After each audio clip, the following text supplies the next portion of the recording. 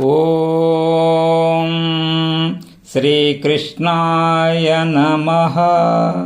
భగవద్గీత 2వ అధ్యాయము సాంఖ్యయోగము 12 నుంచి 22 శ్లోకాలు భావాలు.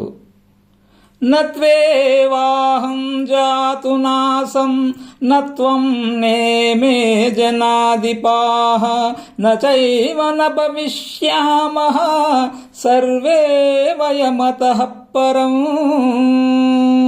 పార్తా, నేను ఒకప్పుడు లేనివాని కాను, నువ్వు కూడా లేనివాడివి కావు.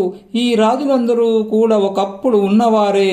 మనమందరము భవిష్యత్తులో లేకుండా పోయే వాళ్ళము అసలే కాము.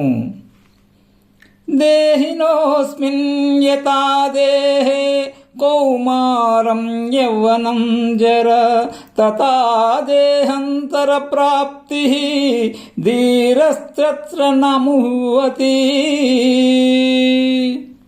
జీవుడికి ఈ దేహంలో బాల్యము, తర్వాత యవ్వనము, ఆ తర్వాత ముసలితలము కలుగుతున్నాయి కదా. అలాగే చనిపోయిన తర్వాత మరొక దేహం ప్రాప్తిస్తుంది. ఈ విషయంలో జ్ఞానులు మోహానికి గురికారు. అందుకనే వారిని ధీరులు అని పిలుస్తారు. మాత్రా స్పర్శాస్తు కౌంతేయ శీతోష్ణ సుఖ దుఃఖదాః ఆగమాపాయినో నిత్యాః తాన్ తితిక్షస్వ భారత.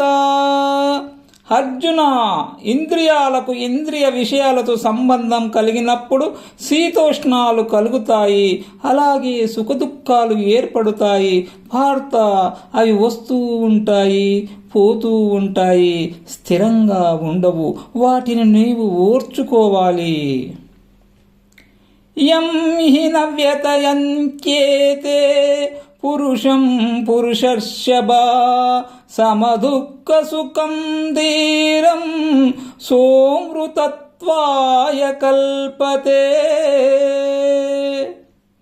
పురుషశ్రేష్ఠుడగు ఓ అర్జున, సుఖదుఖముల యందు సమబుద్ధి కలిగి ఏ ధీర పురుషుణ్ణి ఈ మాత్రస్పర్శలు బాధించలేవు.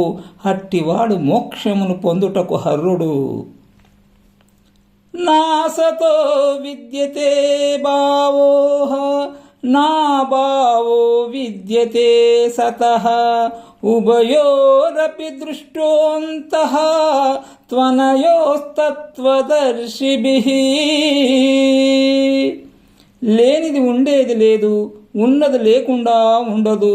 ఈ రెండిటి యొక్క యథార్థ స్వరూపాన్ని చూచేవారే జ్ఞానులు. అవినాశితు తద్విద్ది ఏన సర్వమిదం తతం వినాశమవ్యయస్యాస్య న కశ్చిత్ కర్తుమర్హతి. ఈ జగత్తంతా ఏదైతే వ్యాపించి ఉందో అది నశించేది కాదని తెలుసుకో. నశించని దానిని నాశనం చేసేవారు ఎవ్వరూ లేరు. అంతమంత ఇమే దేహ నిత్యస్యోక్తాః శరీరిణః అనాశినో ప్రమేయస్య తస్మాత్ ఉద్యస్వ భారత. శరీరాలను ధరించు జీవుడు నిత్యుడు, నాశము లేనివాడు, ప్రమాణాలకు చిక్కనివాడు. కానీ ఈ శరీరాలు అంతరించిపోతాయి. అందుచేత అర్జున, యుద్ధము చెయ్యి. యయేనం వేత్తి హంతారం యచ్చైనం మన్యతే హతం ఉభౌ తౌ న విజానీతో నాయం హంతి న హన్యతే. దేహదారి అయిన జీవుడు చంపేవాడని భావించేవాడికి సత్యం తెలియదు. అలాగే జీవుడు చంపబడేవాడు అని భావించేవాడికి కూడా యథార్థము తెలియదు. దేహి చంపేవాడు కాడు, చంపబడేవాడు కాడు. న జాయతే మ్రియతే వా కదాచిత్ నాయం భూత్వా భవితా వనా భూయః అజో నిత్యః శాశ్వతోయం పురాణః న అన్యతే అన్యమానే శరీరే. ఆత్మ ఎన్నడూ పుట్టదు, కనుక మరణించదు. కొంతకాలం ఉండి ఆ తర్వాత లేకుండా పోయేది కాదు, కొంతకాలం లేకుండా ఉండి ఆ తరువాత ఉండేది కూడా కాదు. ఆత్మ పుట్టుకలేనిది, నిత్యమైనది, తరిగేది కాదు, పురాతనమైనది. దేహం క్షీణిస్తున్నా ఆత్మ నశించదు. వేదా వినాశినం నిత్యం యయేనమజమవ్యయం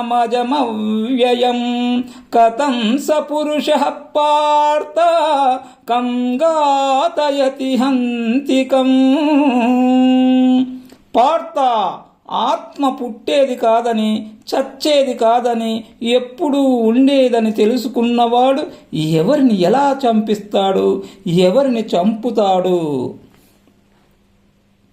వాసాంసి జీనాని యథా విహాయ నవాని గృహ్ణతి నరోపరాని తథా శరీరాని విహాయ జీనాని అన్యాని సంయాతి నవాని దేహి. మానవుడు చినిగిపోయిన వస్త్రాలను వదిలేసి నూతన వస్త్రాలను ధరించినట్లు జీవుడు కూడా శిథిలమైన శరీరాలను వదిలేసి క్రొత్త శరీరాలను పొందుతూ ఉంటాడు.